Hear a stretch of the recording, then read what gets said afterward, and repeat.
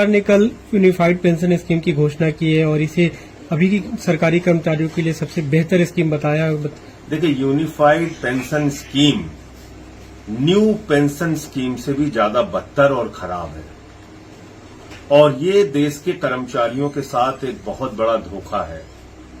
और इस pension scheme से आपने देश के अर्धसैनिक बलों को निकालकर बाहर कर दिया। वो इस दायरे में नहीं आएंगे। देश के पैरामिलिट्री फोर्सेस इस दायरे में नहीं आएंगे क्योंकि उनकी 25 साल की सर्विस होती ही नहीं।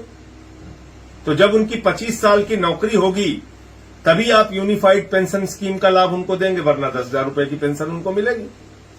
दूसरी बात इसमें क्या है कि जब से आपने अपनी नौकरी शुरू की, मान लीजिए आपने 40 साल नौकरी की, तो हर महीने आपका 10% सैलरी से कटेगा पेंशन के नाम पे और उसके बाद पूरा पैसा सरकार अपने पास रख लेगी। मान लीजिए 1 लाख की सैलरी है, 40 साल आपने नौकरी की, कभी 2 लाख होगी सैलरी आगे बढ़ के आपकी, कभी 3 लाख होगी।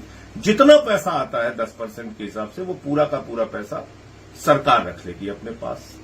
उसके बाद क्या करेंगे, अंतिम के 12 महीने जो हैं उसका एवरेज निकालकर 6 महीने की तनख्वाह आपको कैश में दे देंगे और फिर ये कह रहे हैं कि एवरेज सैलरी निकाल के आपको आधा पेंशन देंगे।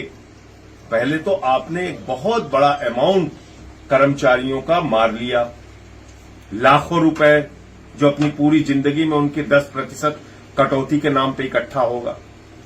दूसरी चीज, आपने इससे अर्धसैनिक बलों को बाहर कर दिया बड़ी संख्या में। आपने इसमें कह दिया 25 साल की जब न्यूनतम आपकी सर्विस होगी, 20 साल से बढ़ाकर उसको 25 साल कर दिया कि न्यूनतम सर्विस जब आपकी 25 साल की होगी तभी आप इस यूनिफाइड पेंशन स्कीम के दायरे में आएंगे।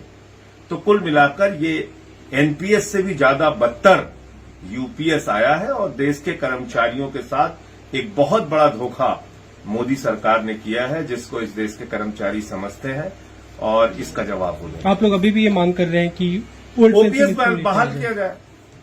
भाई, पुरानी पेंशन स्कीम बहाल करने में आपको क्या समस्या है? आप ओपीएस बहाल कीजिए और उसमें जो सर्विस का टाइम पीरियड है पेंशन के लिए वो 20 साल है, वो 20 साल रखिए आप। आपने बढ़ा के 25 साल कर दिया, पैरामिलिट्री फोर्सेस तो बाहर हो जाएंगे ना इससे। जी, एक दूसरा बड़ा मुद्दा भी